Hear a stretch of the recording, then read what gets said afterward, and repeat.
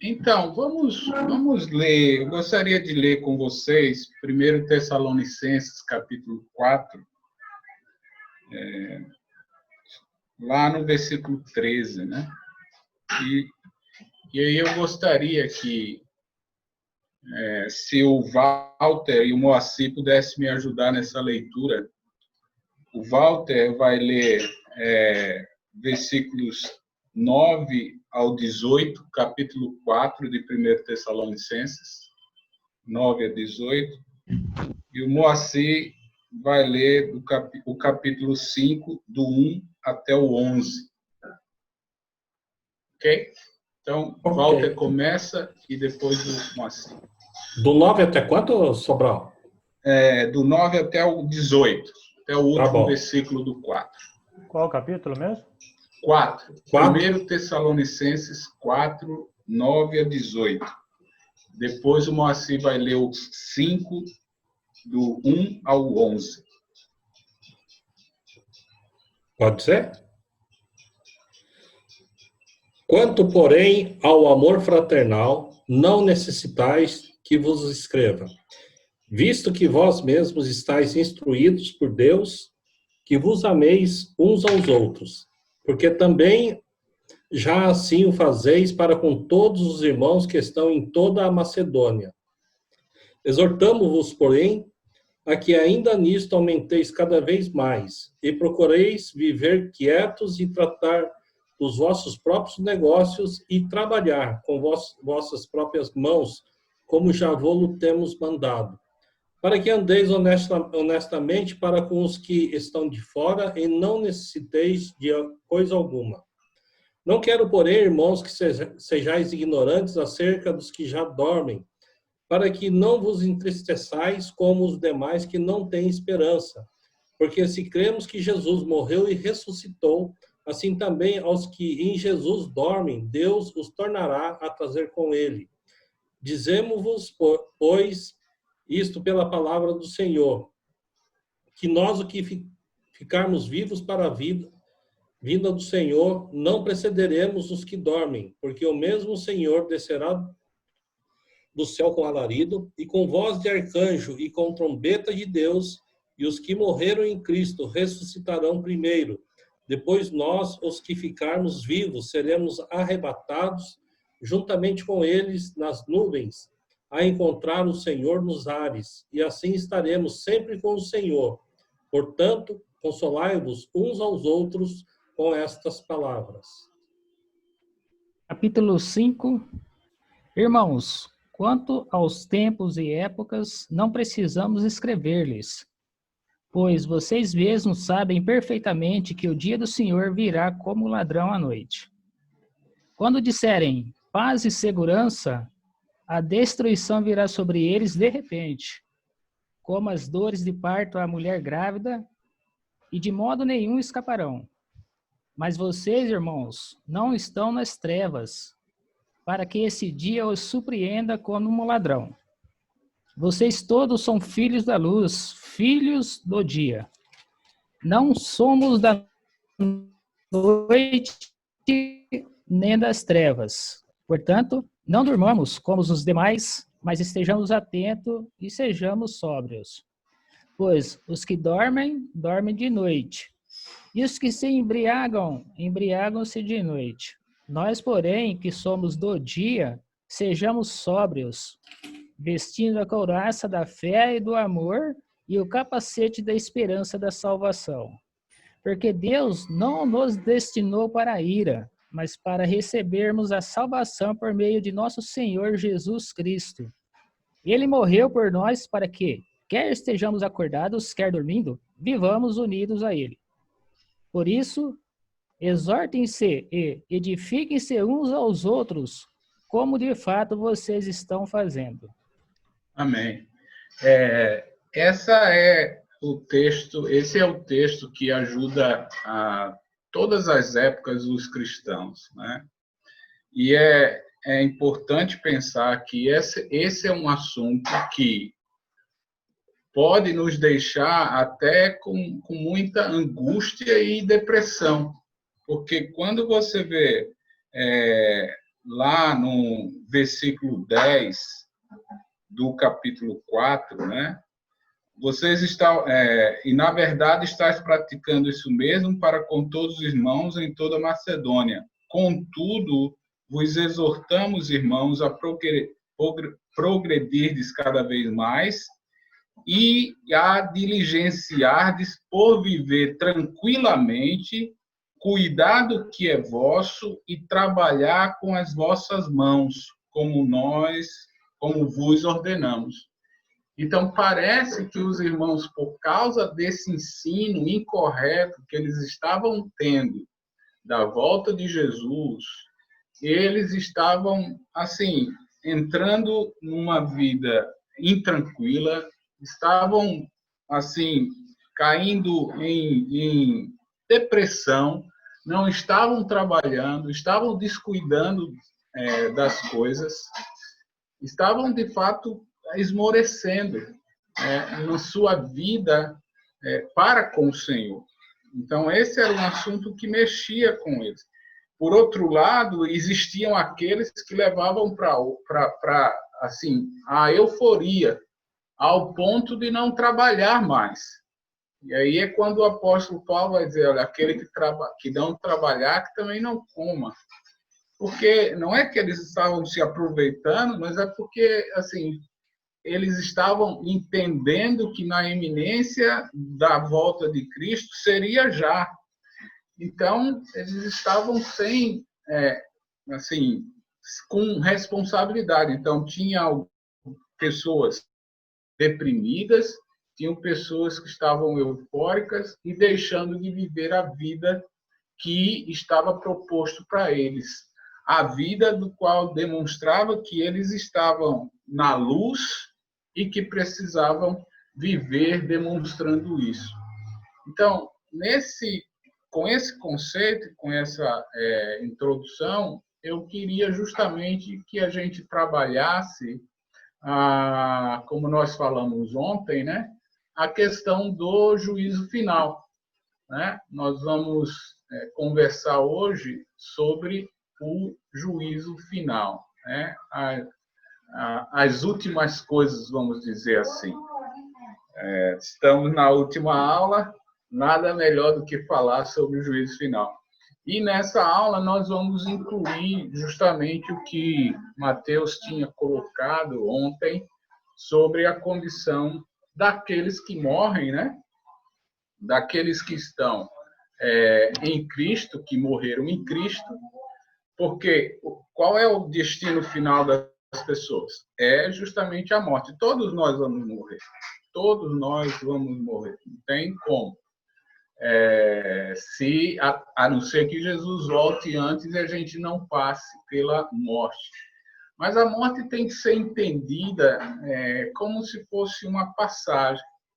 O que Jesus diz para as irmãs de Lázaro é algo importante que nós precisamos meditar.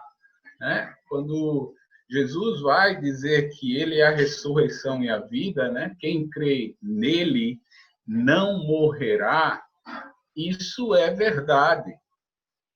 E assim, meu pensamento com relação a isso é algo que a sua estada para estar com o Senhor, a porta é a morte. E quando o apóstolo Paulo vai dizer que foi tirada na morte o seu aguilhão, e ali é o seu ferrão, né, o seu veneno, assim, é como se fosse se você já tomou picada de escorpião, você sabe o que eu estou falando, né? Eu nunca tomei picada de escorpião, mas a minha esposa já tomou 2 vezes picada do escorpião. Então, foi muito difícil, muito doloroso para ela. Mas, assim, a única coisa que aquele animalzinho tem é o ferrão na sua cauda.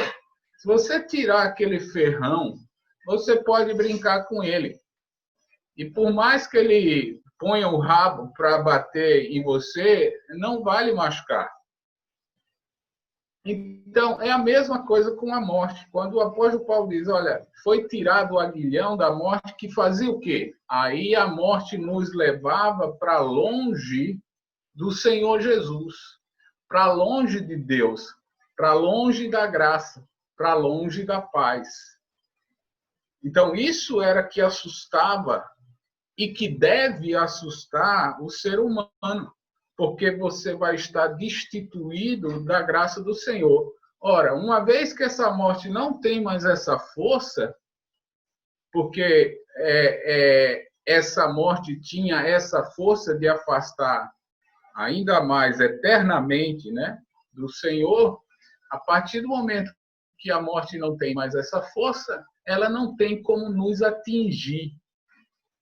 Então, quando nós morrermos, vai ser uma passagem para nós estarmos com o Senhor. Então, a pergunta é, qual é o destino final das pessoas? Como é que fica a situação dos mortos até o juízo final? Então, eu morri, e agora? Como é que fica esse hiato, esse período, até chegar a segunda vinda do Senhor Jesus, para consumar os tempos? Então, pelas Escrituras, eu gostaria justamente de colaborar com isso dentro desse meu pensamento, e, mais uma vez, é um pensamento que eu tenho. Por quê? Porque, não só sou eu, né, mas eu comungo o pensamento com outras pessoas também. Mas uma das coisas que muitas vezes a gente pensa é sobre a questão do sono. Por quê? O apóstolo Paulo, no versículo 13 do capítulo 4 de Tessalonicenses, com respeito aos que dormem. Você precisa entender essa questão de dormir. Dormir não é com relação a eles, mas é com relação de nós para eles. Porque quando nós olhamos a pessoa morta, a pessoa para nós está inerte, mas não necessariamente do que eles estão, daquela forma. A questão do sono não quer dizer que eles estão dormindo, não quer dizer que eles estão inertes, não quer dizer que eles não estão conscientes. Ok? Então, muitas vezes a gente faz a leitura da Bíblia e quando tem o termo morte, ou melhor, o termo dormir, a gente sempre olha com a perspectiva nossa para eles e que eles estão nesse estado, onde eles estiverem. Eles estão dormindo. E aí, quando o Senhor voltar, eles vão acordar. No estado de inércia. Então, quando você olhar a palavra dormir, você pense da sua perspectiva. Ele não tem mais acesso a mim, nem eu a ele.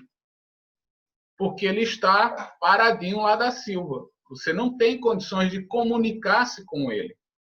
Então, Paulo está falando com relação àqueles que nós não temos mais como dialogar, como se relacionar. Eu vou explicar. Entende? Então, a primeira coisa que eu queria que vocês pensassem era nisso. A outra coisa que eu quero que vocês pensem é o que está nas Escrituras, que essas passagens demonstram, meus irmãos, que quando nós morremos, nós passamos para estar com o Senhor. Lá em Atos, capítulo 7, versículo 59, é o ato da morte de Estevão. E veja, assim, o que é dito lá em Atos, capítulo 7, versículo 9. Né? Atos 7, versículo 9. Ou melhor, desculpa, 59, né? Atos 7, 59. E apedrejaram Estevão, que invocava e dizia: Senhor, recebe o meu espírito. Então, ajoelhando-se, clamou em alta voz: Senhor, não lhe imputes este pecado. Com estas palavras, morreu ou adormeceu. Então, o espírito de Estevão foi entregue ao Senhor Jesus. E ele não está lá dormindo nos braços do Senhor, esperando que o Senhor volte. E aí, quando o Senhor voltar, ele vai despertar o seu espírito. Em 2 Coríntios, capítulo 12, 2 a 4, o que acontece? Essa é a passagem que Paulo sobe e vai ao terceiro céu, ele é arrebatado. Veja o que diz lá em 2 Coríntios, capítulo 12, versículo 2 a 4. Conheço um homem em Cristo que há 14 anos foi arrebatado ao terceiro céu, se no corpo ou fora do corpo não sei, Deus sabe, e sei que tal homem, se no corpo ou fora do corpo não sei, Deus o sabe, foi arrebatado ao paraíso e ouviu palavras inefáveis, as quais não é lícito o homem referir. Então, Paulo vai dizer, eu fui até o terceiro céu. E nessa ideia do terceiro céu era uma imagem importante, né? Porque o primeiro céu é o que nós vemos, a nuvem, assim, o céu azul. O segundo céu é o espaço, as estrelas, os astros. E aí o terceiro céu é a morada de Deus. Essa era a ideia da época, né? Da ideia greco-romana e da época que eles entendiam. Então, quando se falava terceiro céu, estava justamente falando da morada de Deus. Então, Paulo foi lá e ouviu em espírito muitas coisas. Em Hebreus, capítulo 12, o escritor de Hebreus vai falar algo importante sobre quando nós nos reunimos, quando a igreja reúne-se aqui, há uma reunião celestial também. No capítulo 12 de Hebreus, nós temos uma exortação, né, uma motivação para aqueles irmãos que estavam tristes. A carta aos Hebreus, nós vemos os irmãos tristes, né? Até no capítulo 11, nós temos a ideia de restabelecer os joelhos trôpegos, ouvir, dar atenção à repreensão do Senhor. E aí, no capítulo 12, versículo 22 a 24, né? Onde ele vai dizer, olha, meus irmãos, vocês tendem chegado ao Monte Sião, e a cidade ao Monte Sião e a cidade do Deus vivo, a Jerusalém celestial, e a universal assembleia e igreja dos primogênitos arrolado nos céus, e a Deus, o juiz de todos, e ao Espírito dos justos aperfeiçoados, e a Jesus, o mediador da nova aliança, e ao sangue da aspersão que fala coisas superiores ao que fala o próprio Abel. Então, quando a igreja se reúne aqui, há uma reunião lá nos céus. Deus, o Espírito Santo, os anjos e os que foram e que morreram, ok? Da igreja dos primogênitos, dos primeiros que foram para lá. Então, nós estamos vendo que quando nós passamos da morte, nós passamos para estar já com o Senhor, que é o que diz Apocalipse capítulo 20, versículo 4 a 6. Lembra? Apocalipse, versículo 4 a 6, é o último bloco de ensino sobre a vitória do Senhor. E lá em Apocalipse capítulo 20, veja o que acontece. Versículo 4. Vi também tronos, e nestes sentaram-se aqueles aos quais foi dada autoridade de julgar. Vi também as almas dos decapitados por causa do testemunho de Jesus, bem como por causa da palavra de Deus, tanto quantos não adoraram a besta, nem tampouco a sua imagem, e não receberam a marca na fronte e na mão, e viveram e reinaram com Cristo durante 1000 anos. Ora, se nós somos amilenistas, nós estamos sabendo que o milênio já está acontecendo. E nesse milênio, esses irmãos que foram mortos porque não adoraram a besta, já estavam com o Senhor nos ares. Então, todas as passagens, irmãos, que nós temos visto nas Escrituras, não condiz com a ideia de que nós, quando morrermos, estamos dormindo, estamos paralisados. Nós estamos com... Quando você morre, e eu acredito piamente nisso, e essa é a minha esperança, quando eu morrer, eu vou abrir meus olhos espirituais e presenciar o Senhor Jesus. Eu espero ansiosamente por isso. Amém. Porque a Bíblia diz essas coisas para mim. Quando o apóstolo Paulo diz, olha, para mim o viver é Cristo e o morrer é mais do que isso, é lucro, não pode ser alguém que vai ficar dormindo, inerte, parado. Não temos texto, a não ser esses textos que a gente lê de sono, que faz com que a gente pense que estamos inertes. Mas não parece ser isso que a Bíblia diz. O Senhor já vai, nós já vamos estar com Ele. Inclusive, essa ideia do arrebatamento é interessante se nós olharmos com a perspectiva do que acontece lá nos céus.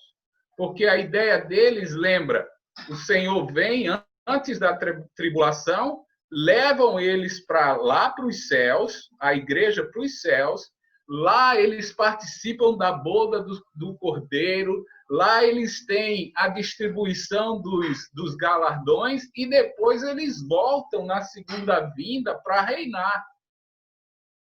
Então, eles entendem, de certa forma, esse conceito de que nós estaremos com ele quando nós morrermos.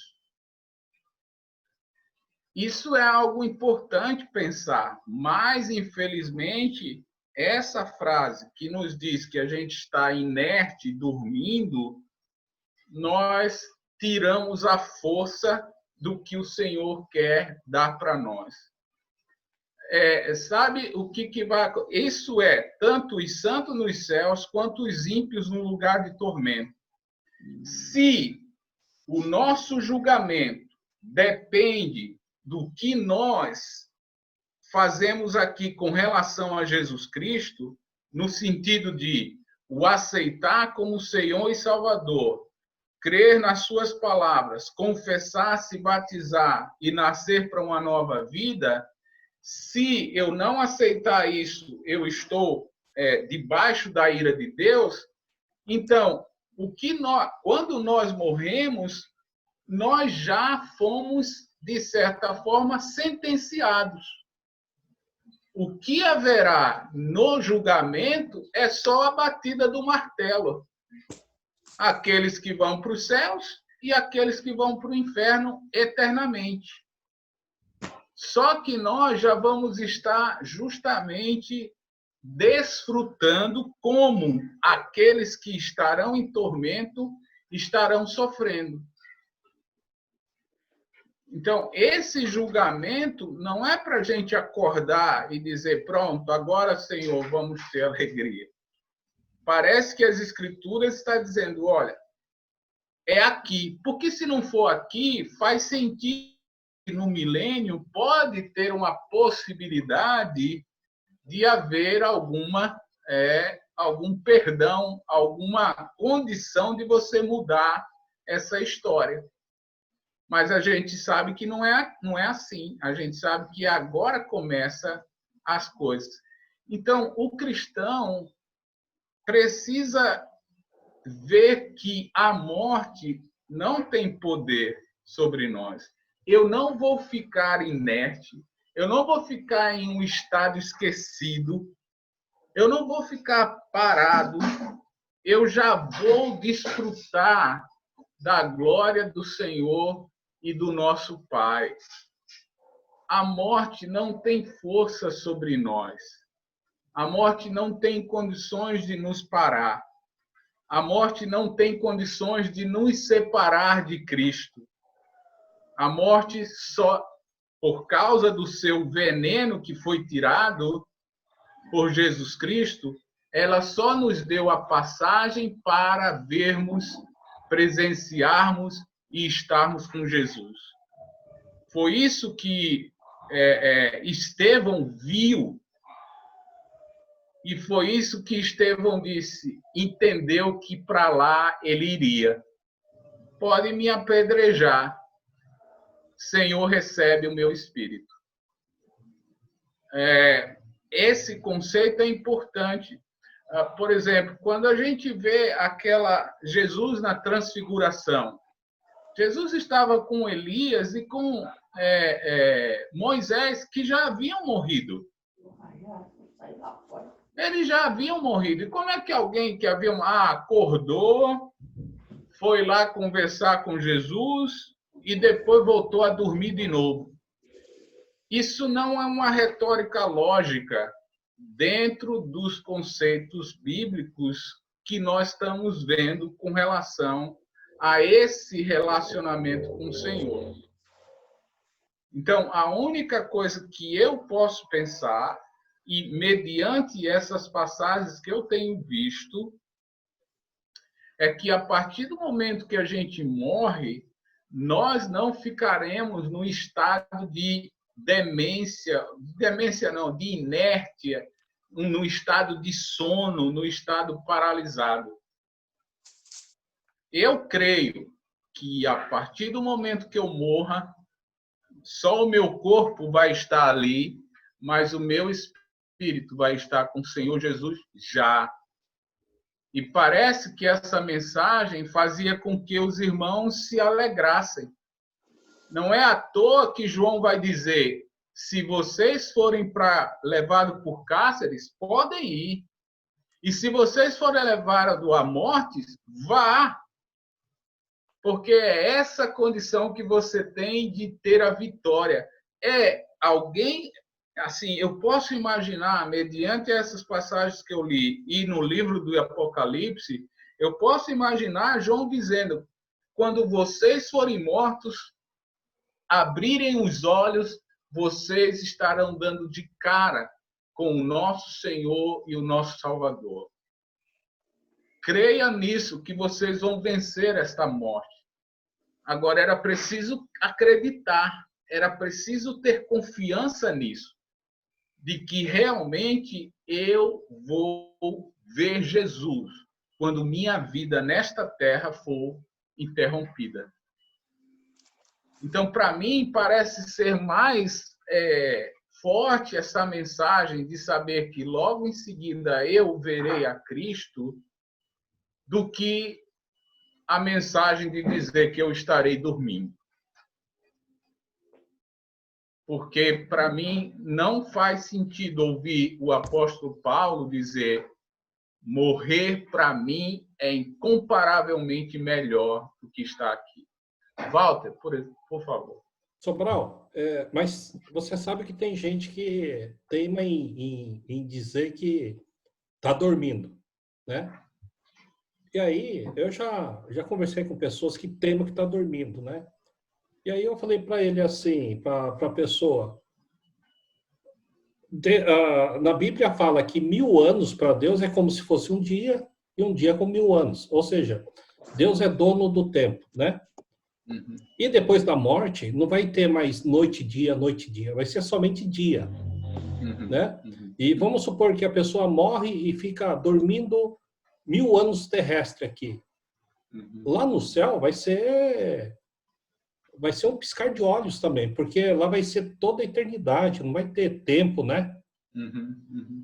Não vai ter esse problema de contar o tempo. Então é como se, vamos supor, a pessoa fica de coma 1 ano e ele acorda do coma, é como se tivesse dormido uma noite ou algumas horas também. Eu explico assim dessa maneira para a pessoa, porque o tempo contado existe somente aqui na Terra, né? Depois da morte é a eternidade. Eu entendo você, eu entendo essa questão, que inclusive a gente dorme 8 horas e não consegue contar o tempo, né? A gente consegue contar o tempo enquanto a gente está vivo. Mas é que nós estamos conversando com os vivos. Nós estamos ouvindo as instruções para os vivos. Quando eu escuto a instrução para os vivos, é justamente essa. Você, Senhor, recebe o meu espírito. Quem morreu estão com ele, como no caso Hebreus capítulo 12, como no caso Apocalipse capítulo 20. Então, para mim, eu entendo o que você disse, você tem toda a razão. Eu entendo esse raciocínio, ok? Mas nós estamos falando conosco que estamos vivos, que nós contamos o tempo. Então, esse tempo é justamente o momento da minha passagem. Porque nós passamos da morte para a vida. Ok? Mas é verdade, tem fundo justamente de verdade que você está dizendo, porque nós perdemos a nossa consciência de tempo, né? Até quando dormimos, nós perdemos isso. Nós não. Tem gente que fala, puxa, eu dormi tudo isso, né? Nossa, que coisa! A gente fica sem contar os momentos.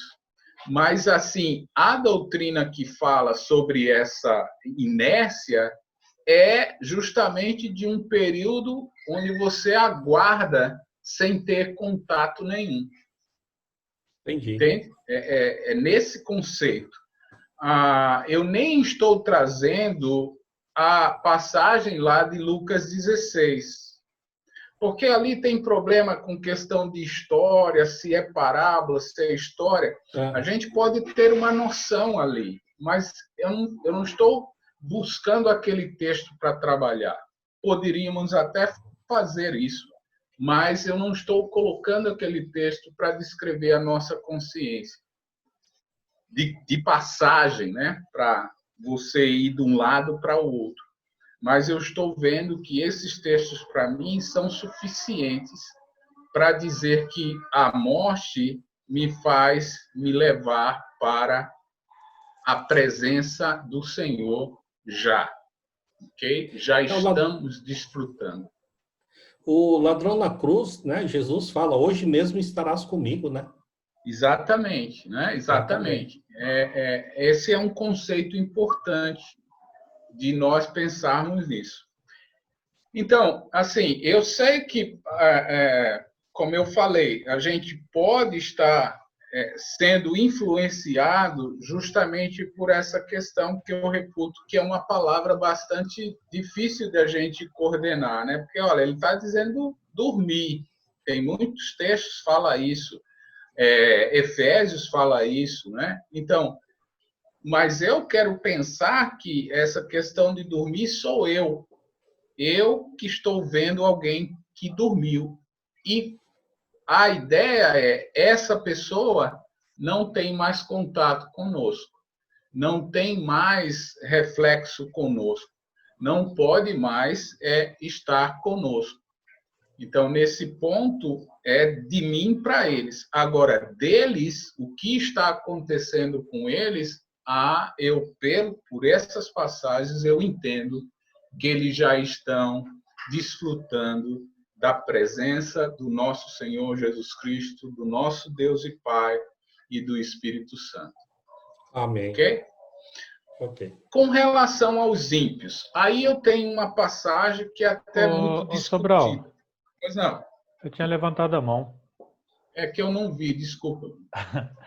É, eu perdi, embora eu perguntei qual que era o capítulo, eu perdi o início. Tessalonicenses 4, eu não lembro, eu perdi os versículos lidos.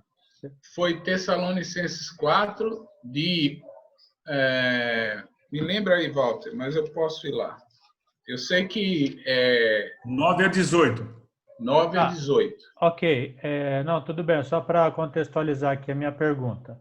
Certo. Então, pelo que você falou, o cristão morre e já vai direto para o Senhor. Mas aí como que fica, então, Tessalonicenses 4, deixa eu ver aqui qual que é a passagem, que ele vai falar assim, ó. Peraí, deixa eu pegar aqui, a partir do 13. Ó, se cremos que Jesus morreu e ressurgiu, cremos também que Deus trará mediante Jesus, juntamente com ele, aqueles que dormiram. Ok. Dizemos a vocês pela palavra do Senhor, que nós, os que estivermos vivos e os que ficarmos até vindo do Senhor, certamente não precederemos os que dormem. Pois dada a ordem ao arcanjo, ressoa a trombeta, o próprio Senhor descerá dos céus e os mortos em Cristo ressuscitarão primeiro.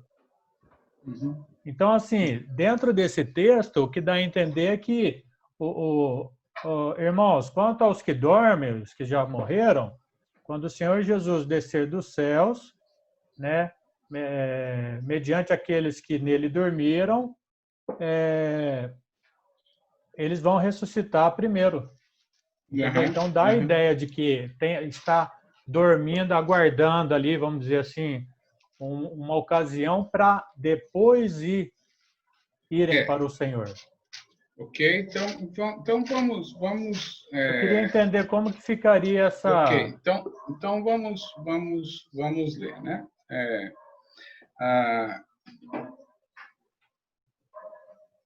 Veja, versículo 14. Você pode ler o versículo 14.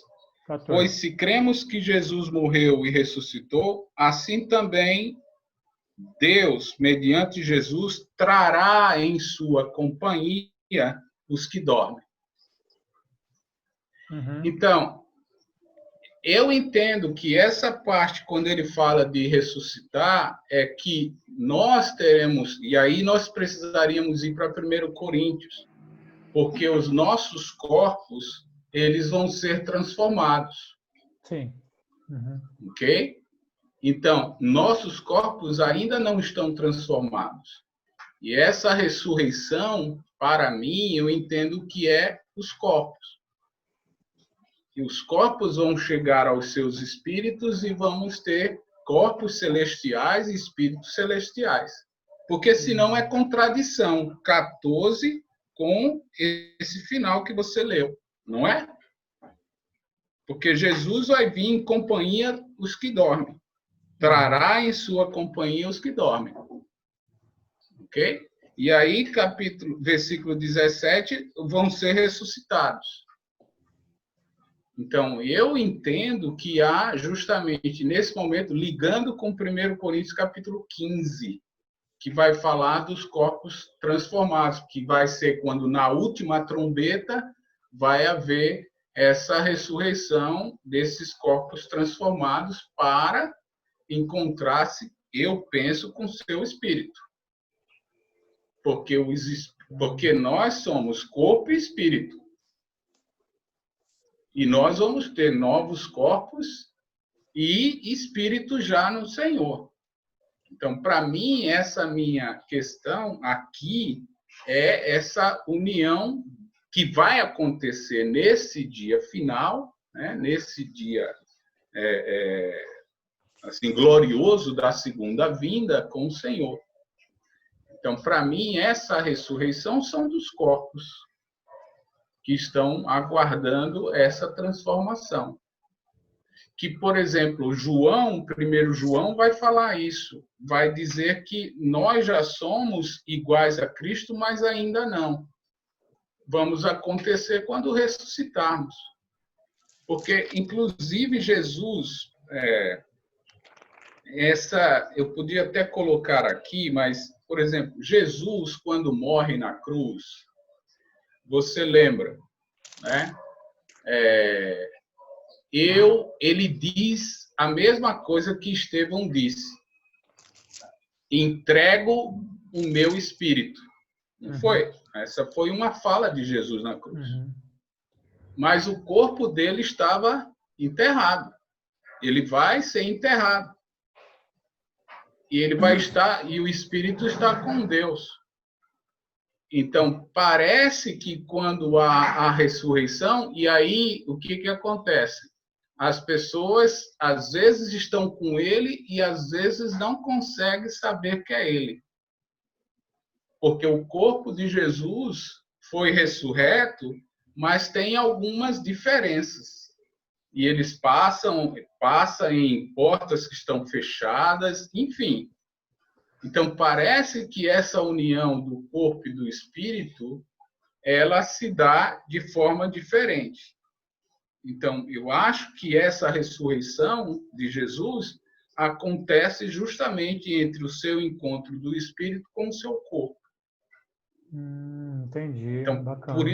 por isso que eu estou falando, assim, que tem a ver com isso. Agora, mais uma vez, assim, eu volto àquela frase, né? É boa vontade. Porque, assim, eu não consigo perceber essa diferença. Porque alguma coisa está acontecendo. Ou eu sou dois, ou eu estou dormindo, ou eu estou com o Senhor, como esses versículos dizem, ou eu estou com o Espírito e esperando essa ressurreição do meu corpo para, assim, viver eternamente com o Senhor no novo céu, na nova terra. Mas, Então, assim, não estou fechado com nada, porque isso é um terreno de difícil assim, pisar. Eu já falei até desde o começo que eu estou dizendo, eu creio nisso. Entendi. Ok? É nesse sentido. Fale, por favor. Não, bacana. Não, então, literalmente, aqui essa ressurreição vai ser só do corpo, porque o espírito do cristão já estará com o Senhor e descerá com ele. Eu suponho, porque se for duas coisas, aí é contraditório. Porque ou ele vem, ou eu vou. Não é? Entende o que eu estou dizendo? Versículo 14 e 17 de 1 Tessalonicenses. 14, 17. Porque 14 de 1 Tessalonicenses 4 diz que ele vem em companhia dos que dormem. Em 17 ele diz como é que é? Os mortos ressuscitarão primeiro. 16, né? Os mortos ressuscitarão primeiro. Então, ele vem com os que dormem ou os que dormem vão para ele? Se não for essa espírito e corpo, então são dois. Os que dormem e os que estão mortos. Entende? Então, eu acredito que essa junção, porque aqui fala do final dos tempos, aqui é o final na segunda vinda do Senhor, quando ele virá em glória, né? E aí nós, assim, seremos completamente transformados e vamos viver com ele eternamente. Então, para mim, eu vejo isso e aí ligo com o que Jesus é. Porque, assim, onde é que Jesus está de sexta para domingo? Eu acho que ele está com o Senhor. E o Senhor o devolve o seu corpo, porque esse é o grande milagre, ter esse poder para que nós encontremos de novo o nosso corpo. Então, o Senhor vai justamente ressurgir com o seu corpo e espírito. E é esse corpo que sobe. Porque o anjo lá em Atos capítulo 1 vai dizer, olha, esse corpo que você está vendo é o que vai descer. E é esse corpo que está com as marcas. Porque ele diz para Tiago, né? Mostra aqui, olha, aperta aqui. Então, alguma coisa aconteceu naquele corpo de Jesus. Preservou algumas coisas, mas outras não. Então, como 1 Coríntios capítulo 15, que é um capítulo grande demais, assim, muitos detalhes, mas o apóstolo Paulo fala de corpo, né? Corpo diferente, corpo espiritual. Então, ele fala muito sobre isso. Para mim, eu entendo que é esse encontro, né, com o Senhor, formando o homem no todo, né, no seu espírito, com seu corpo transformado. Mas, mais uma vez, essa é o meu pensamento com relação a isso, e acho que, assim, para mim, pelo que eu vejo por esses textos, nessa costura, assim, é mais razoável para mim acreditar nesse sentido, né? E que eu estarei, a partir do momento que eu fechar meus olhos, abrirei com o Senhor, e no dia da sua volta eu estarei com Ele completamente, eternamente. E para esse texto eu diria que estaria com o nosso corpo que me pertence. Mateus. Então, eu aprendi com alguns irmãos que que a gente chama na teologia de tricotomia, né? Que a gente é composto de corpo, alma e espírito. Assim, quando a gente morre, o espírito, que seria como se fosse um espião dentro de nós, né? Aquele que esquadrinha o corpo e a alma, ele volta para Deus. Tanto de pessoas boas como pessoas más. Esse espírito é como se fosse a presença de Deus em geral. Daí o que ia prestar conta no último dia ia ser a alma.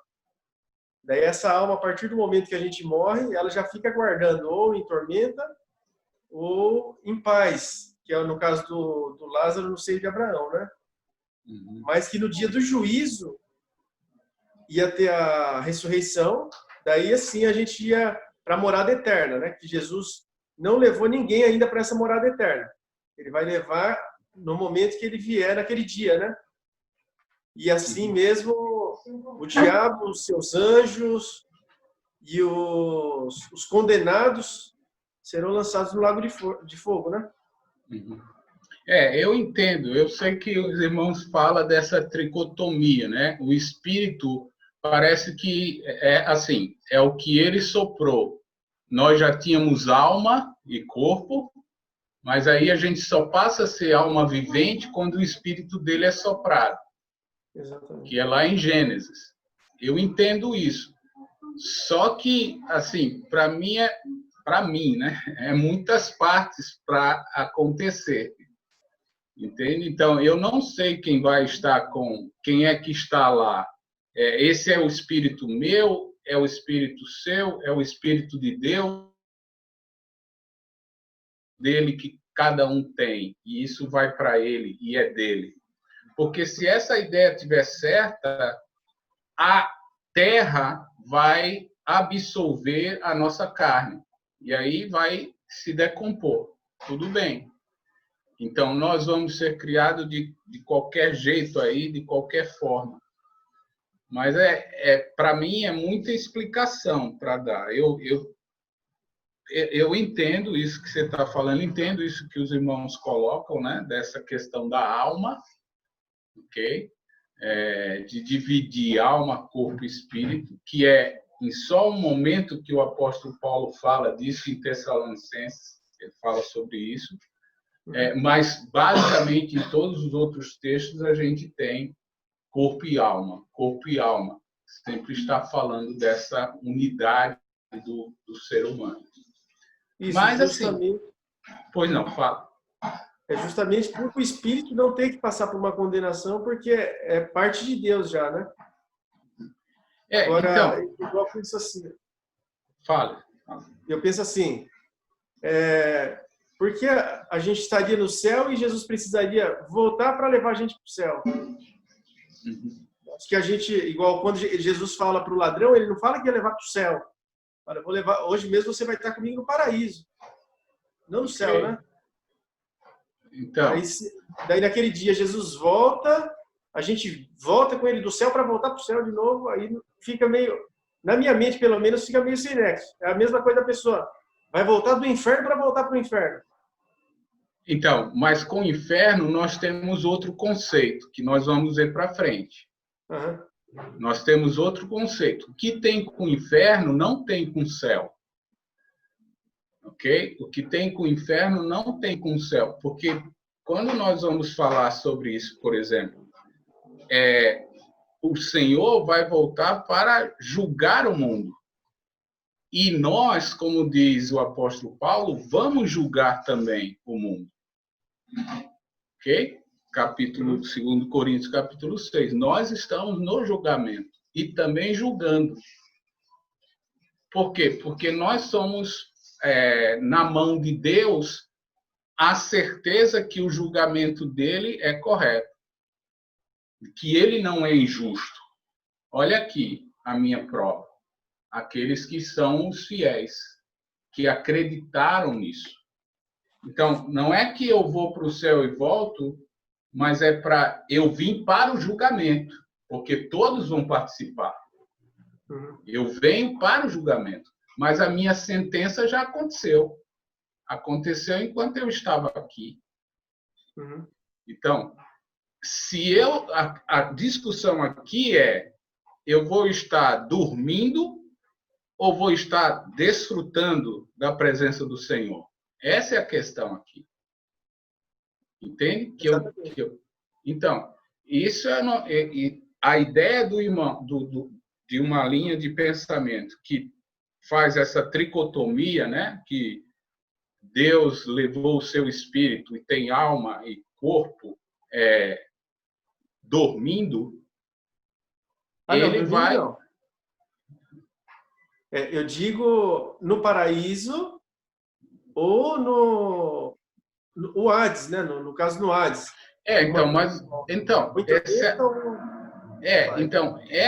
Essa questão nós não temos uma concepção de um lugar além do paraíso. Porque se Jesus vai estar no paraíso e não está no céu, não sei como que é. É que ele sobe ao céu no terceiro dia, né? Quando ele morre, ele falou que ia estar no paraíso. Daí no terceiro dia ele sobe aos céus. Então, por causa dessa dicotomia que a gente faz, de paraíso e de céu. Essa é a questão. Mas a questão eu estou presente com o Senhor, na presença do Senhor. Será que esse paraíso é o seio de Abraão? Isso. Então, está lá no seio de Abraão, quem que está lá? Só Abraão? Então, esse conceito da presença de Deus, para mim, é justamente na minha morte. Agora, eu posso estar ligando a ideia, né, por exemplo, tirando a inércia, né?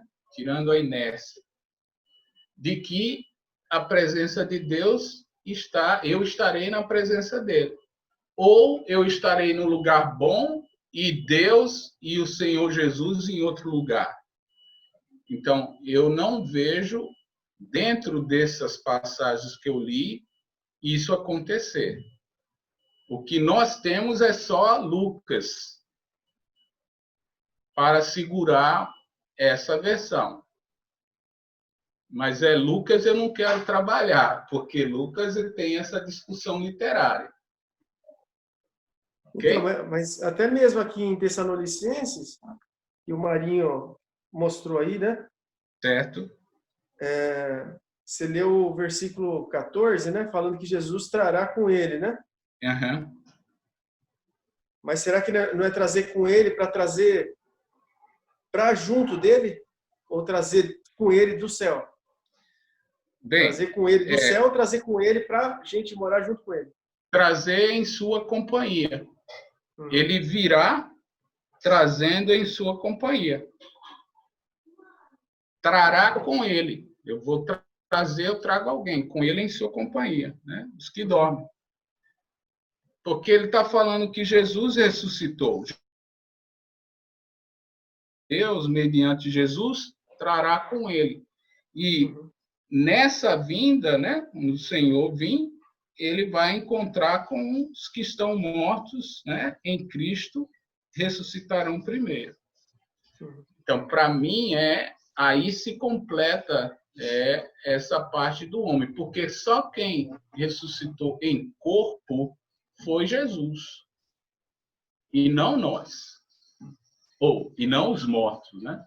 Com exceção de Lázaro e outro. Mas, assim, deixa eu voltar aqui. Eu acho que nós estamos falando a mesma coisa, só que estamos colocando compartimentos, né? Então, eu acredito que eu estarei com o Senhor Jesus. Mas essa ideia de Lucas 16 vai dizer assim, que a pessoa está no lugar bom, mas Jesus e Deus ainda não tem contato. Não é isso? Isso. Exatamente. Então, Jesus e Deus ainda não têm contato. Então, mas é um lugar bom. E os ímpios estão no lugar mau. Aí depois todo mundo vai para o céu e depois todo mundo vai para o inferno. Ok? Então, é essa a questão. Eu estou dizendo que a pessoa cristã já está com o Senhor. Então, eu prefiro pensar assim, pelos textos que eu li. Mas, estando no lugar bom ou mal, quer dizer, estando no lugar bom, independe. Agora, o que é que esse lugar bom, eu não sei. Agora, um lugar bom é estar com Deus, o Senhor Jesus e o Espírito Santo. Para mim, esse lugar é o melhor lugar. E eu vejo, por exemplo, Hebreus 12, eles estão com eles. Apocalipse, ele vem com ele. Então, parece que esse relacionamento já acontece. Agora, se vai acontecer no paraíso, ele vai lá, como ia lá no Jardim do Éden, né? Na virada da tarde, ia lá e passeava, e tudo bem. Então, eu só espero que vocês entendam o que eu estou dizendo, né? Mas eu já ouvi isso que os irmãos falam, né? Alguns irmãos falam, conceitua essa questão. Para mim, a base disso é Lucas, capítulo 16. E, para mim, há uma discussão muito forte sobre história ou parábola. Então, é mais ou menos isso. E quando você vai fazer uma interpretação de parábolas, se você for colocar interpretação em cada coisa que é dita, então você tem que ser essa aplicação em outras parábolas também, que aí pode se complicar na interpretação. Mas, se eu interpretar Lucas, capítulo 16, eu vou dar nisso aí que você está falando. Porque é muito claro. Eu vou lá e, por exemplo, em Lucas não fala paraíso. Fala Hades. Isso. É o lugar dos mortos, né? Exatamente. Então, é um lugar diferente. Então, vai dizer que no Hades tem o Tártaro, tem o Hades pode ser um lugar de tormento, depende do contexto, mas não parece ser. Então, será que o Tártaro é um lugar que é o outro? Eu estou com essas palavras aqui no meu outro slide. Mas, assim, essa discussão de Lucas, para mim, é difícil por causa da literatura. Entendeu, Mateus? Então, mas eu digo também por Apocalipse, né? Que fala que até o inferno vai ser lançado no lago, né? Até o Não, inferno claro. teria uma condenação. Exato, tem todo esse conceito. Mas qual é o inferno ali que ele cita em Apocalipse? Então, seria o fim da morte, né? Então, A morte não teria mais nada. porque ele está vindo e supostamente ainda tem vivos. Ele está vindo e supostamente ainda tem vivos. É que eu acabei de ver uma aula com o Newton Barreto e ele defende essa linha de raciocínio de antes do céu e inferno, não tem ninguém no céu e ninguém foi condenado ainda. Vai ser condenado ou absolvido só no dia do juízo, né? Agora, se a gente pensar que eu já vou para o céu, já vou para o inferno, já estou condenado, né? E não é? Seria Jesus voltar. E não é? Sim, mas para que Jesus volta, então? Já que a gente já está com ele. Para bater o martelo para os que estão no tormento e terminar a vida. E para os que estão aqui. Jesus volta para os que estão aqui, termina o mundo para os que estão vivos. Porque ninguém, assim, nós não vamos pensar que o julgamento já está todo mundo morto. Não, mas Não o diabo está, né? Não, eu estou falando com relação aos... Não, com relação aos seres humanos. Isso, mas a gente vai ser quem, na verdade, os desobedientes, eles vão ser condenados junto com o diabo, né? Sim, o diabo não está vivo.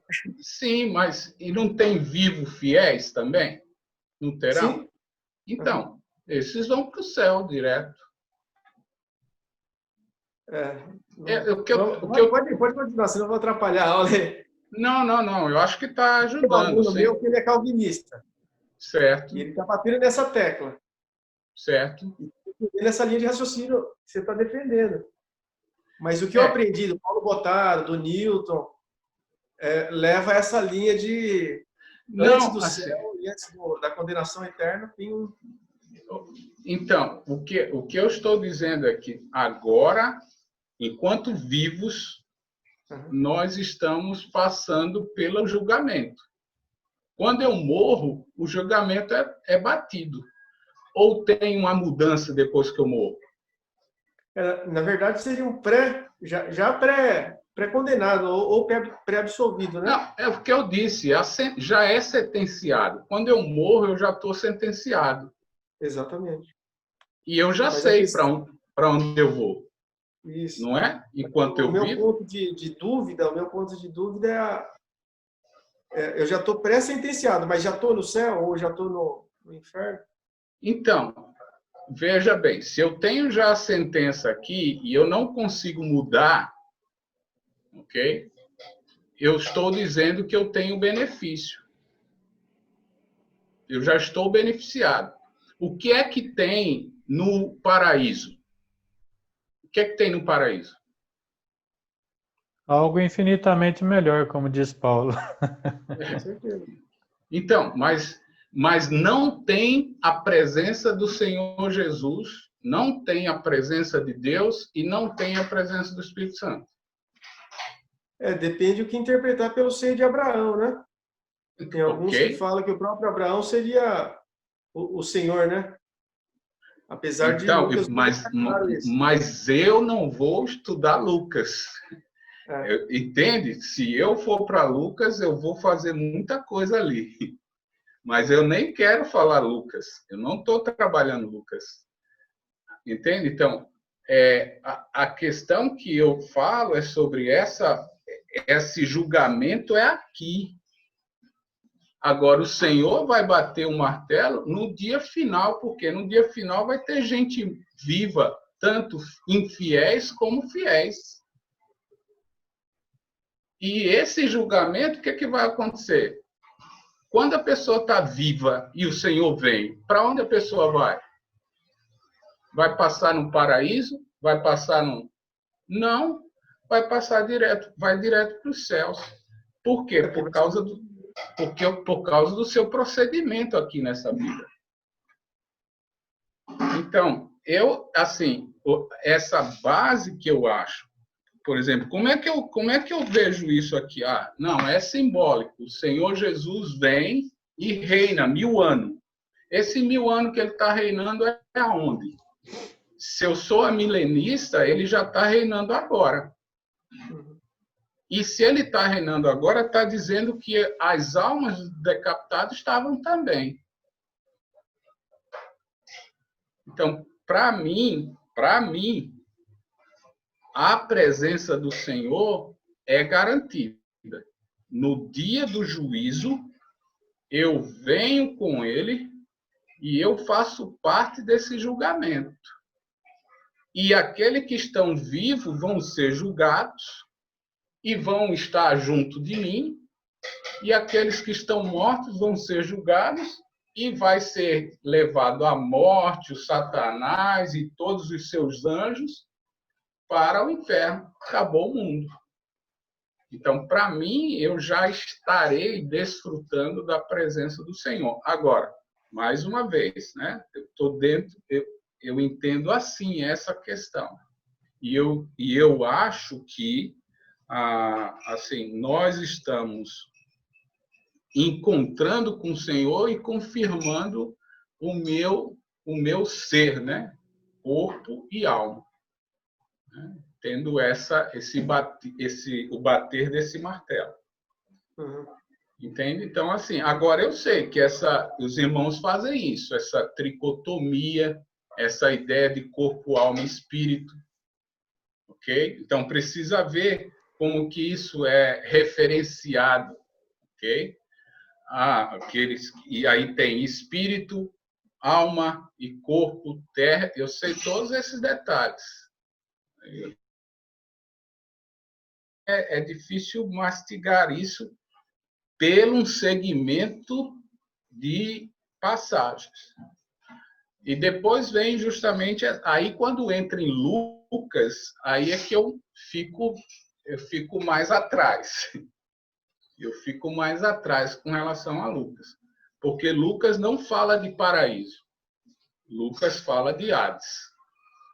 E se nós queremos dividir o Hades com paraíso, dizer que o Hades é um paraíso e o Hades tem um lugar de tormento, tudo bem, sem problema. Tanto é que um consegue ver o outro, né? Então, assim, esse lugar dos mortos, aí a gente vai trabalhar essa coisa parabólica. Uhum. Entende? Você vai trabalhar essa coisa parabólica. Porque quando você diz um vê o outro, um fala com o outro, um diz que tá, entende? Então, quando a gente começa a interpretar cada coisa dessa na parábola, aí eu fico parado. É que parábola geralmente Jesus usa para mostrar realidades espirituais que a nossa mente não teria capacidade de interpretar. Ok, mas parábolas, quando você vai interpretar, uma coisa que a gente aprende é não dê nomes aos bois. Porque se você for dar nomes aos bois, você perde o ponto. Uhum. Então, você tem que saber no todo o que é que ela quer dizer. Porque quem fazia assim e alegorizava a parábola era Agostinho ou os intérpretes do primeiro século. E essa alegorização criou muito problema, né? Tem até aquela questão lá do filho pródigo, né? Dizendo que o filho pródigo é isso, que as moedas são isso, que o estábulo é isso, né? Ele levou para a igreja, que é onde é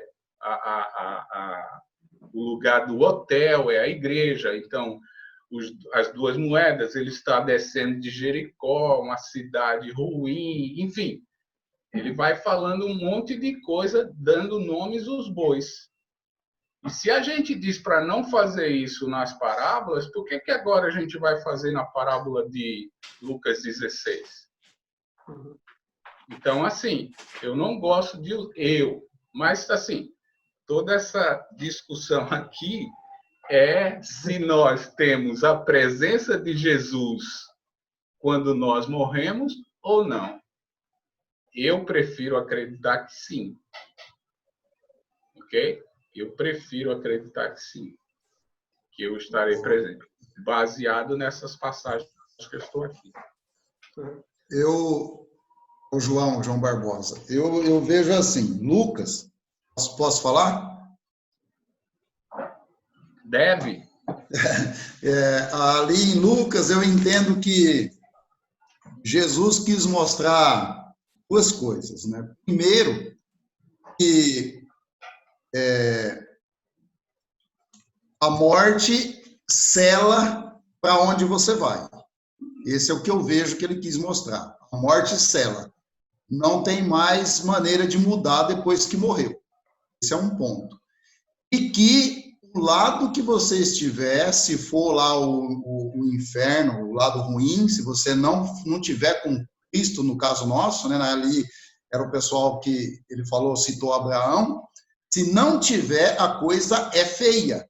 Então, assim, para deixar o povo ciente que, a partir do momento que morreu, não tem mais o que fazer, não tem que acender vela, não tem que rezar, não tem mais o que fazer, que tanto é que o rico fala, volta e fala para os meus irmãos, então, para não fazer, ele falou, não, lá tem a palavra, lá tem, e eles que, né, Moisés, tem, sei lá. Então, eu vejo dessa maneira, que ali Cristo quis mostrar isso aí, que selou, a morte sela, e que se não tiver com Deus, com Cristo, é feio a coisa é sofredora. Esse é um ponto que eu entendo ali da Lucas. Agora, voltando aqui para nós hoje, no caso de onde nós estaremos e se nós estaremos com Cristo ou não, eu também tenho a mesma linha de raciocínio sua, Sobral, e entendo assim ainda, que nós estaremos com Cristo e com Deus. Primeiro, Cristo está sentado ao lado do Pai, não está? Se nós estamos com Cristo, nós estaremos junto com Ele. E, levando em consideração que Deus é onipotente, onipresente, onisciente, Deus está em todos os lugares que são bons. Então, nós estaremos todos junto com Ele. Eu entendo dessa maneira. Morreu, está com Cristo? Está com Cristo, está com o Pai. Então, assim, no dia do juízo final, lá no dia da volta de Cristo, pelo que eu entendo, e do texto aqui, vem-se os que já morreram, vêm com Cristo, né? Os que estão, os vivos, nós, no caso, Paulo fala nós, que estamos em Cristo e estamos vivos, encontraremos com Ele, e aí sim é que eu vejo que vai ser lá naquele texto de Mateus que Cristo fala que ali haverá tanto ranger de dentes, aquelas pessoas que falam, mas eu também, aqueles que não forem, né? Falar, mas eu também deveria de estar aí com o Senhor, no caso. Ele fala, eu fiz isso, fiz aquilo, ele fala, apartai-vos de mim. Então, assim, é o julgamento final. Os que estão com Cristo, vai com Cristo. E os que já morreram, eles estão junto com Cristo ali para fazer, porque Cristo depois ele não fala que vai entregar o reino para o Pai, definitivamente. Então, quando ele entregar o reino definitivamente, ele vai entregar com todo. Que ele, no caso que ele falou lá, que foi citado na cruz, se nós estamos todos no paraíso, nós estamos com Cristo, estamos com Deus, por Deus ser onipresente, né? Onisciente, onipotente. E, então, assim, eu não vejo... É claro que nós estamos falando do texto assim, de uma maneira que existe várias linhas de raciocínio, mas eu vejo também dessa maneira, que nós estaremos com Cristo a partir da morte, sela-se a partir da morte, estaremos com Cristo. E lá estaremos com Deus, num paraíso, num lugar, no céu, mas Deus está presente, porque Ele é onipresente. E, assim, quando no dia do juízo final, vai ser só, quem tiver, os que estiver vivo vai com Cristo, e aqueles que não vai com Cristo, que não obedeceram, vai ser julgado da maneira que fala, vocês estão separados, vai para o inferno. E ali vai haver gente que não, porque todo joelho e toda língua dobrará e confessará, né, o Filho de Deus, que Jesus é o Filho de Deus. Então, não tem muito, acho que, para onde a gente fugir, né, independente de, mas eu vou estar no paraíso, mas eu estou no céu, eu não estou no céu, mas Deus vai estar junto, porque não vai ter como, porque Deus é onipresente, eu entendo dessa maneira. Não sei se deu para entender mais ou menos a minha linha. Não, claro, claro. Assim, o que Mateus está trazendo é justamente essa questão. Como é que nós vamos ficar depois da morte? Se nós vamos ter acesso à presença do Senhor ou não, ok? Essa é a questão. Talvez nós não sentimos a presença do Senhor, talvez ele ainda não apareça, não é a palavra, sumiu a palavra agora, mas ele não esteja, assim, nós não conseguimos ver o Senhor como face a face ainda, mas ele sabe, ele vai estar junto de nós, porque nós estaremos com Cristo, né? Eu creio assim. Então, os dois complicadores é entender como os nossos textos bíblicos explica a palavra dormir, como eu já falei, que eu acho que é um complicador. Eu prefiro olhar de nós para o outro. E o outro complicador é justamente fazer essa ideia de que nós vamos estar na presença do Senhor já ou não. Ok? Então, para mim, eu entendo dessa forma, né? Que nós já estamos fazendo já estamos com acesso ao Senhor. E veja, por exemplo, quando nós falamos de julgamento, a gente, inclusive, o que vai acontecer, por exemplo, com Romanos, eu tenho um slide aqui que nós vamos falar sobre isso. Todos vão ser julgados pelas suas obras, né? Mas, assim, quando a gente começa a pensar nesse tipo de coisa, a gente corre o risco de tirar a ação de Jesus no que ele fez na cruz. Sim.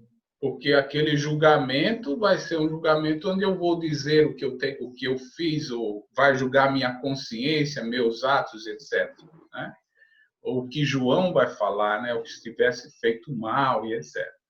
Mas, assim, o que eu tô propondo aqui é uma visão de que nós estaremos na presença do Senhor, porque estar com o Senhor é incomparavelmente melhor do que estar aqui.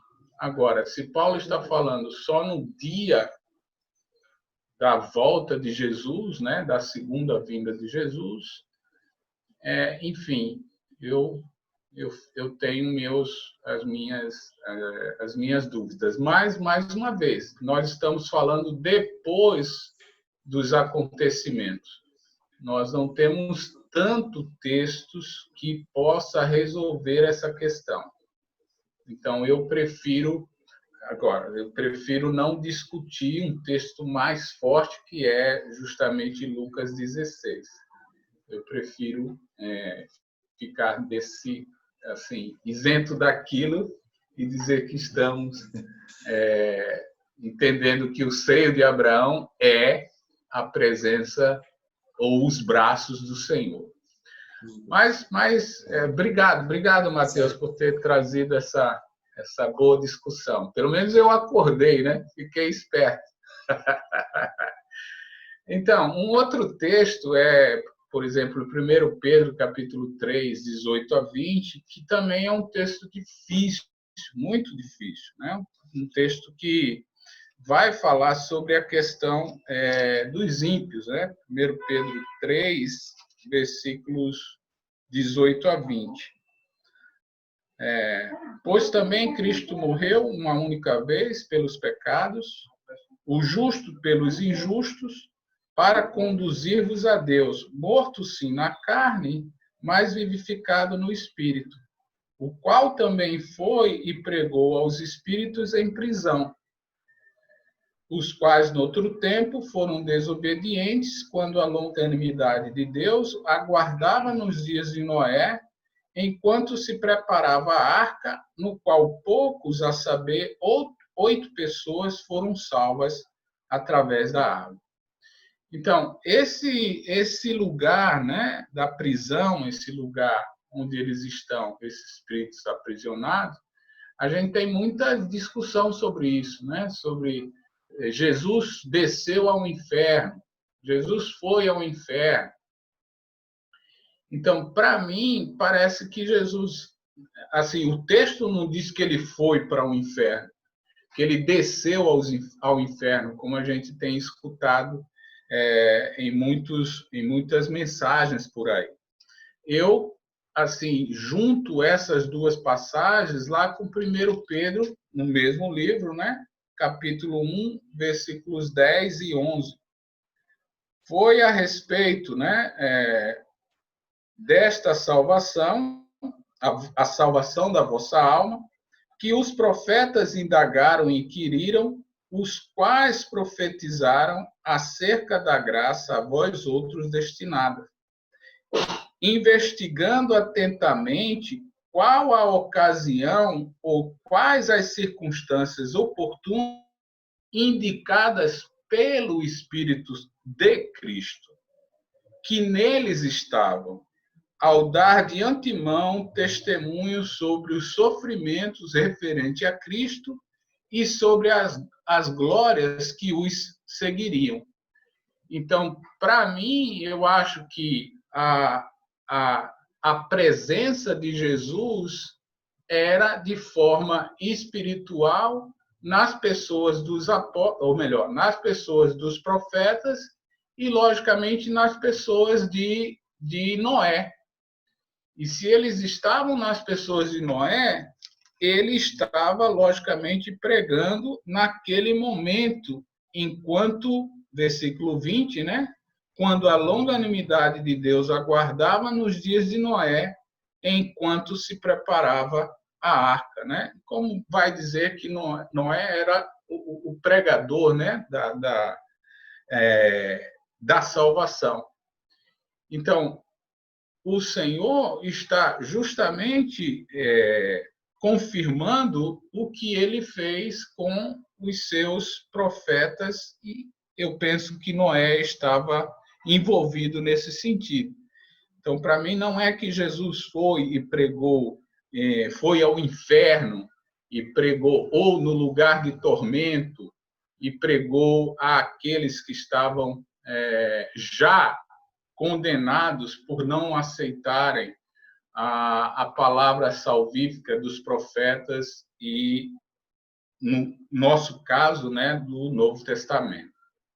Por exemplo, quando fala de termos, né, para o inferno, nós temos aí 4 palavras que defendem, né, que é o Sheol, que é um termo do Antigo Testamento e que a Septuaginta ela fez a tradução, né?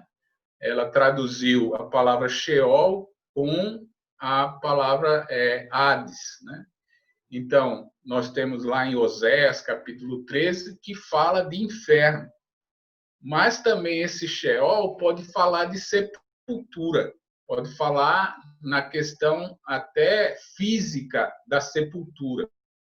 Em Gênesis, capítulo 37, é quando Jacó recebe a notícia de que José havia morrido, né? Então, aí há choro na questão da sepultura. No Hades, também nós temos já isso no Novo Testamento, né? Sobre o lugar dos mortos. Agora, esse lugar dos mortos pode ser uma ação no que diz respeito à sepultura também, né? Porque Atos 2 fala que Jesus estava na sepultura, né? Foi sepultado. E Apocalipse 1:18 também fala já da questão diferenciada, né? Da mesma palavra, né? Que eu sou aquele que estava morto, lá em Apocalipse 18. E no que diz respeito a inferno eterno, a palavra sempre usada é Guiena. E aí você encontra em 10 lugares, né, essa palavra, e uma delas é Mateus 10:28, né? Mateus 10:28. Agora me fugiu a memória do que ele quer dizer, mas vai dizer 10:28. Não temais, exatamente, não temais os que matam o corpo e não podem matar a alma. Temei antes aquele que pode fazer perecer no inferno tanto a alma como o corpo, que é esse inferno aqui de Gehenna, né? Onde você vai falar do inferno eterno. Então, aí ele não usou Gehenna, ele não usou Hades, ele usou Gehenna e usou alma e corpo. E, por fim, o Tártaro, que é o lugar dos atormentados, lá citado em 2 Pedro, mas esse lugar parece ser o lugar específico que os anjos estão. Que pode ser, porque Tártaro é um pensamento greco-romano, né? Onde você tem no próprio Tártaro, né, um lugar de tranquilidade, que é, por exemplo, o Elísio, né? Então, Campos Elíseos é um campo de paz, onde você tem a ideia greco-romana de morte no lugar de paz. Talvez, ligando com Lucas, seria esse paraíso. E o lugar de tormento seria a parte da morte, né, do Tártaro, que é o lugar dos atormentados. E lá é o único texto que tem na Bíblia que vai dizer que os anjos estão esperando, logicamente, essa confirmação para esperar e aguardar o confinamento, ou melhor, aguardar a ação de Deus no dia final. Ok? Então, há falsas doutrinas sobre os juízos de Deus. O que é que vai acontecer, né? Tem a doutrina do aniquilamento, né? Onde eles vão dizer que vão ser aniquilados os justos, os injustos, e vai haver essa destruição. Eles virão no dia do juízo só para ser aniquilados, sumirem. Então, eles estão no tormento, mas no dia do juízo eles vão desaparecer, inclusive o Satanás e os seus anjos. Tem uma ideia universalista, né, que é um pouquinho um purgatório melhorado, né? Ele vai dizer que no final Deus vai salvar todo mundo, ninguém vai sofrer, ok? Você pode estar sofrendo enquanto esse momento, mas no final das contas há aquela ideia, né? Deus é Pai e vai cuidar de todo mundo. Então, tem a ideia do purgatório, né? Que é uma esquema que a Igreja Católica tira justamente lá de Macabeus, capítulo 12, 39, 46, onde tem a frase purificar os mortos dos seus pecados. Mas aí João vai dizer que não tem como, né? Você morre, você vem e você vai prestar conta pelo que você fez e pelo que você não fez. Assim, pelo que fez de bom, pelo que fez de mal. Então, voltando aqui essa questão dessas 4 palavras, né? Isso vai justamente depender, meus irmãos, esses textos, do contexto.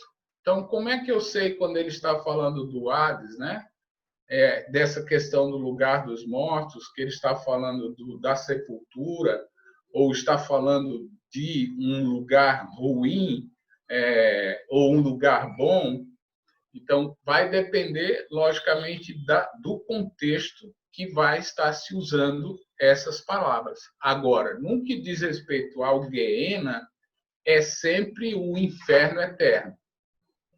E esse inferno eterno, aí é depois da vinda de Jesus para consumar os tempos. Então, a partir daí, isso, logicamente, acontece. Então, vamos dar uma parada aí de 5 minutos para a gente dar uma respirada. E logo em seguida a gente volta, tá bom?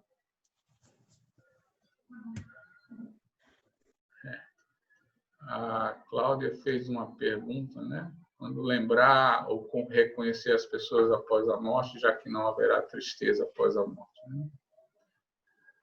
O Marino mora no Campos Elíseos, exatamente.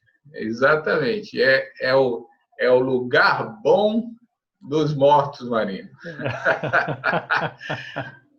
Na visão greco-romana, né, você tem o Tártaro e o Campos Elíseos. Nunca ninguém vai colocar um bairro, né, chamado Tártaro. Certamente Campos Elíseos vai ser ótimo, mas é daí que vem. Acerola nessa canequinha cor-de-rosa sua aí, professor? Aí vai bem, viu? Aí vai bem. Vai até mudar de cor a caneca, não vai? Oh. Ok, deixa eu ir aqui no banheiro e resolver umas...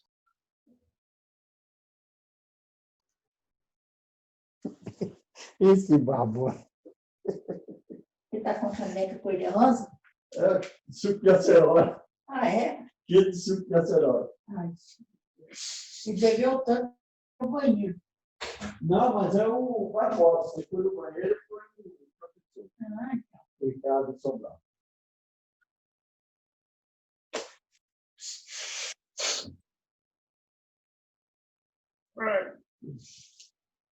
Eu também vou. O Vitor já vai.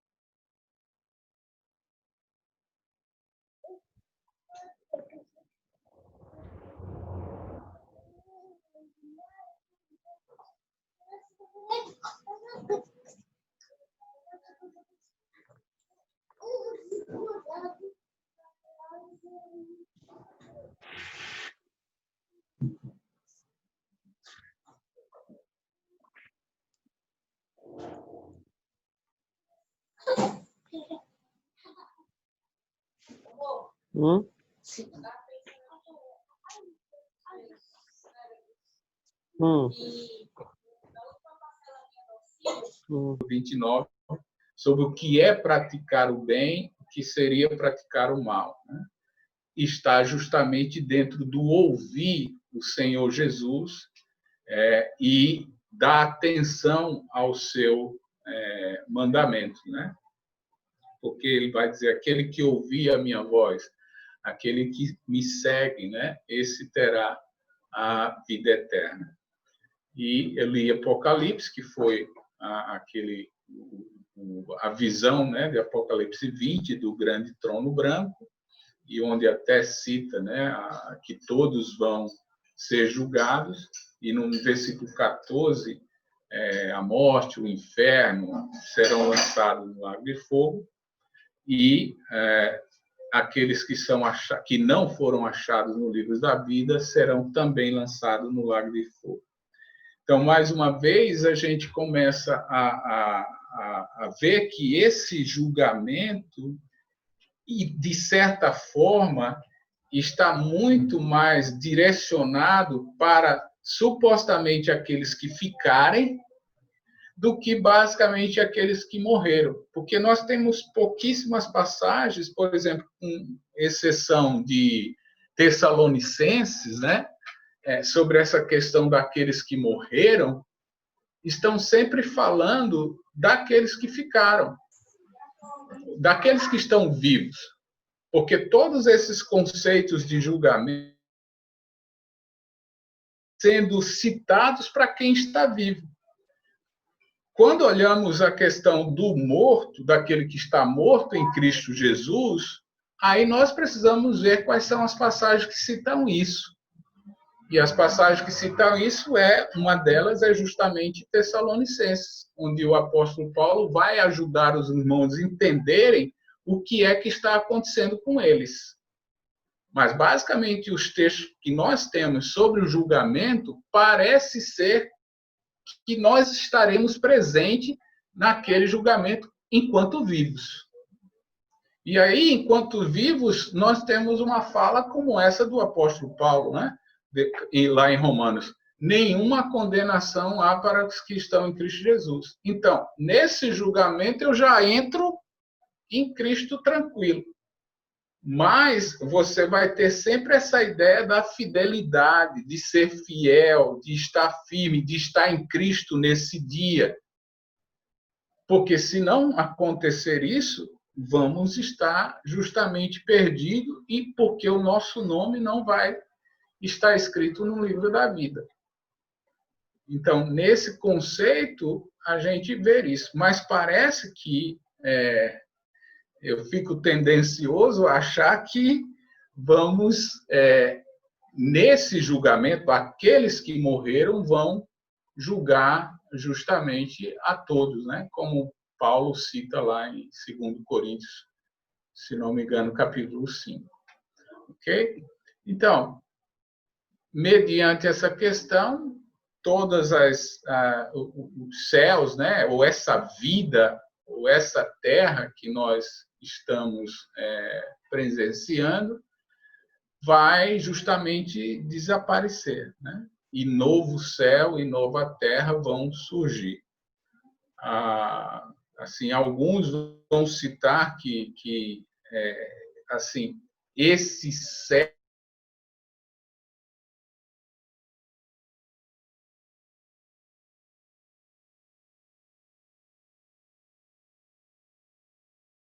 Deu uma travada aí.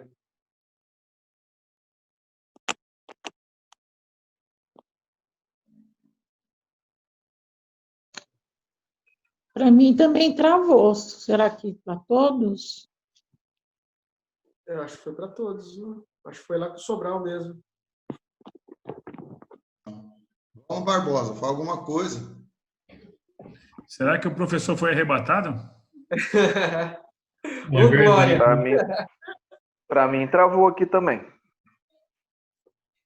Já pensou? Ele foi e nós ficou?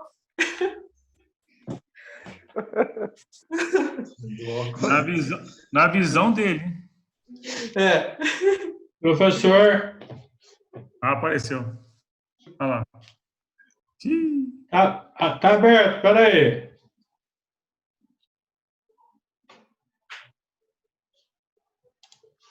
Tá aberto, professor. Eu acho que eu fui abduzido, fui ao terceiro céu e voltei para contar para vocês como é que foi. Lá?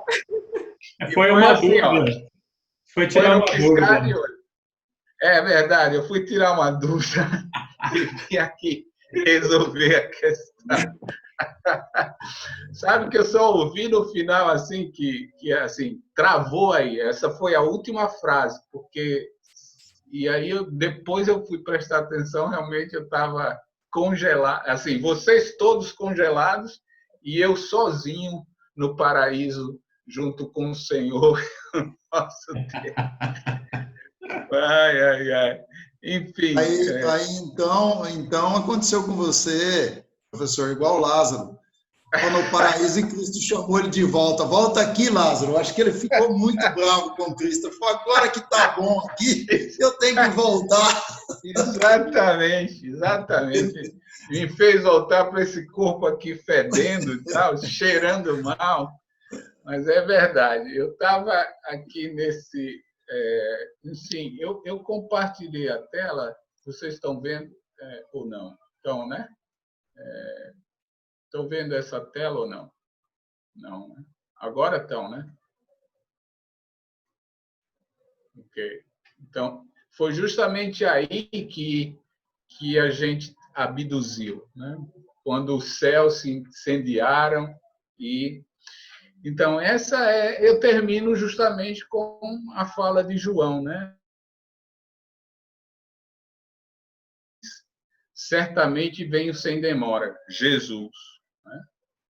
E aí João responde, amém, vem, Senhor Jesus. Essa é o nosso grande desejo.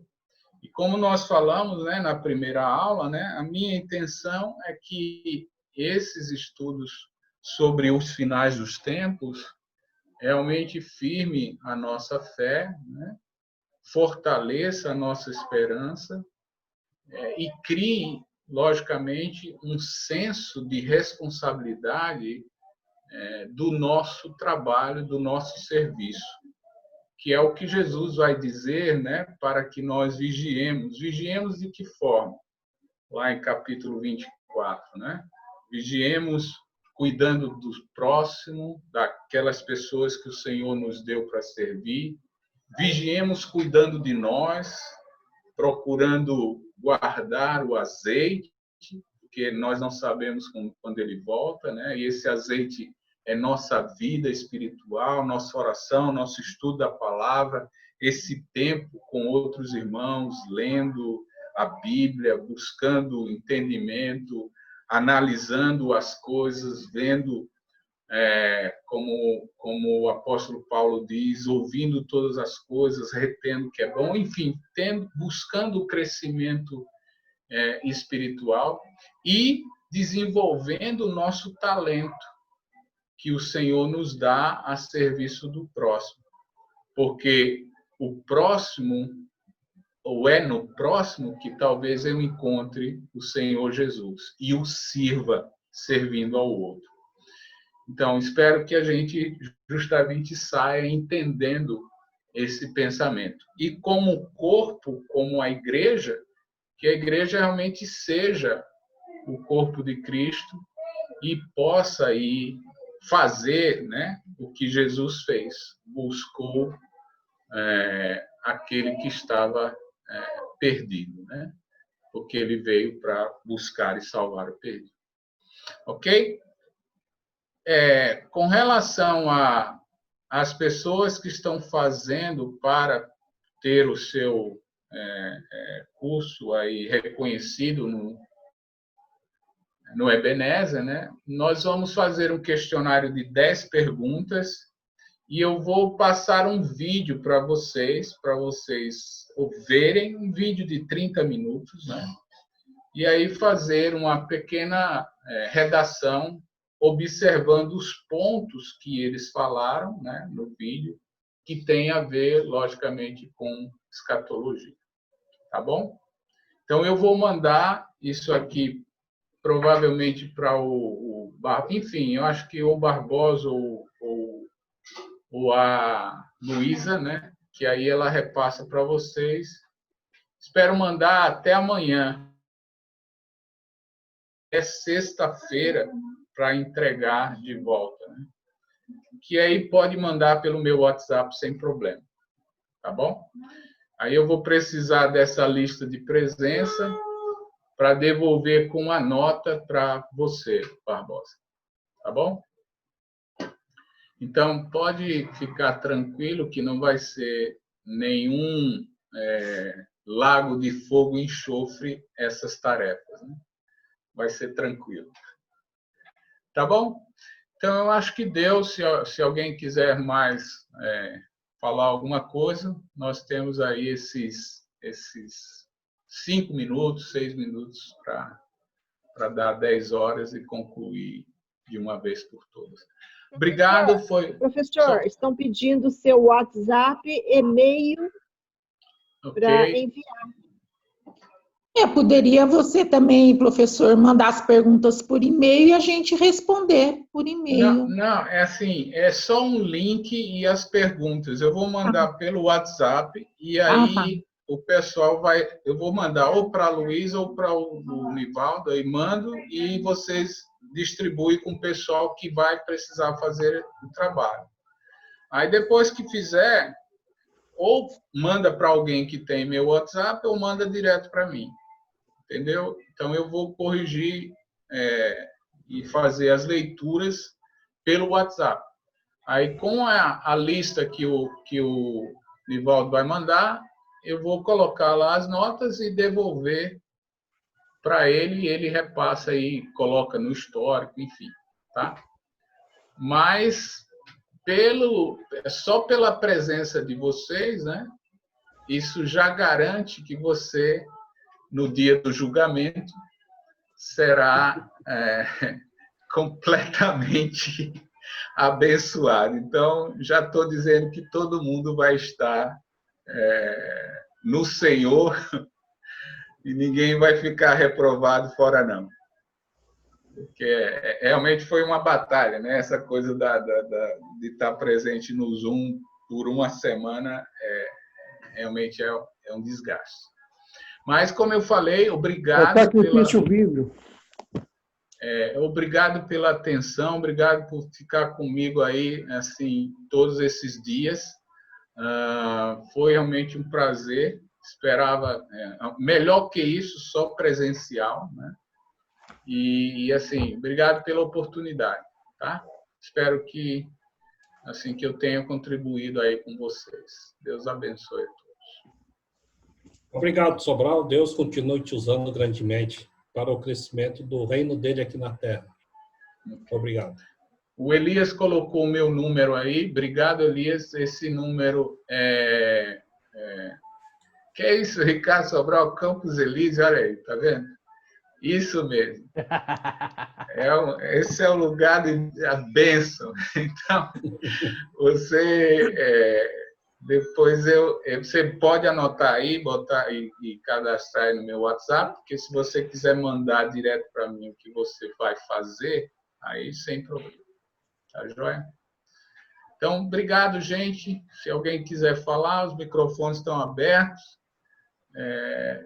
E a gente tem os finalmente. Eu só quero agradecer, professor, e Deus continue abençoando a sua vida, da sua família, para que possa estar levando a palavra de ensinamento a todas as pessoas, né? E que assim todos possam compreender e também levar aqueles que ainda não conhecem a palavra de Deus. Que o Senhor esteja com o senhor sempre. Com você. Amém. Obrigado. Obrigado, gente. Obrigado, Walter, pelo apoio. As meninas, a Luísa, a Cláudia. Ô, Nivaldo, fala aí, o Ronaldo, que eu não consigo falar. Só você que consegue fazer isso. Obrigado. Obrigado quem, Nivaldo? Professor, só fazer um agradecimento. O bom do Zoom é que ficar uma semana aqui na minha casa. Não, mas a gente sente falta, que Deus continue te abençoando. Acho que foi uma grande oportunidade, uma ferramenta boa para a gente continuar estudando mesmo longe. Valeu mesmo, de grande valia. E Deus continue te usando. Mas nada como chamar o nosso amigo Ronaldo. Está ouvindo? Boa noite. Boa noite. Eu vou pedir para o Elias. Vamos orar, pedir para o Elias fazer essa oração, tá? Elias aí é o cara que esse grupo aí gosta demais, né? Tem até gente usando o seu nome. Então, assim, como o pessoal gosta, então não podíamos terminar da melhor forma com a oração do Elias. Marino, eu acho que é bom fechar os... Fechar, ok. Oi. Antes de orar, eu quero agradecer a Deus por vocês, que eu e meu marido fizemos parte do grupo. Como visitante, eu quero agradecer a vocês todos pela oportunidade. Obrigado. Muito bom ter vocês aqui. Meu nome é Judite, meu marido é Pierre. Joia, Pierre. Joia, Judite. Deus abençoe. Eu também, Ivan, aqui de São Bernardo, gostaria de agradecer, tá? Fala, Ivan. Um abraço. Outro. Aí. Vamos orar? Bondoso Deus, maravilhoso Pai, graças te damos, Senhor, porque o Senhor é bom. Obrigado porque o Ricardo a administrar essa aula, um assunto tão importante para nós. Mais importante porque nos mostra sempre a necessidade de pregarmos o seu evangelho às pessoas enquanto há tempo para a salvação da sua alma, para ter a eternidade com o Senhor, e também sempre nos manter alerta, vigilantes no Senhor, para ter sempre essa certeza de estar com o Senhor agora e quando formos junto com o Senhor também. Obrigado por todos esses alunos de diversos locais que têm se dedicado, esses irmãos do núcleo de Campinas que têm se comprometido a aprender mais do Senhor, se dedicar mais ao Senhor. O Senhor continue abençoando a vida deles, dando cada vez mais bênçãos espirituais para que possam continuar o serviço do seu reino tão importante nessa cidade e em todo o Brasil. Agradecemos por tudo que o Senhor tem nos feito, agradecemos porque o Senhor é bom, por causa da salvação de Jesus que recebemos, e no nome dele que nós oramos. Amém. Amém. Obrigado. Obrigado, Mateus, pelas colocações, obrigado pela sua fala aqui. Marino, joia, muito bom. Enfim, eu agradeço a todos pela oportunidade aí, tá? Até a próxima, hein? Daqui uns 3 meses. Aí, né? Que eu vou estar aí. Amém. Na casa do Nivaldo.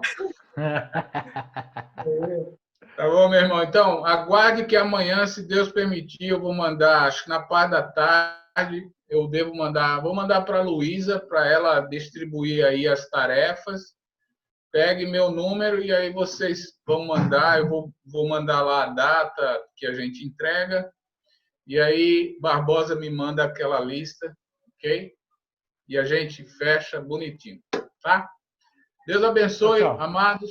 Ficam na paz. Amém.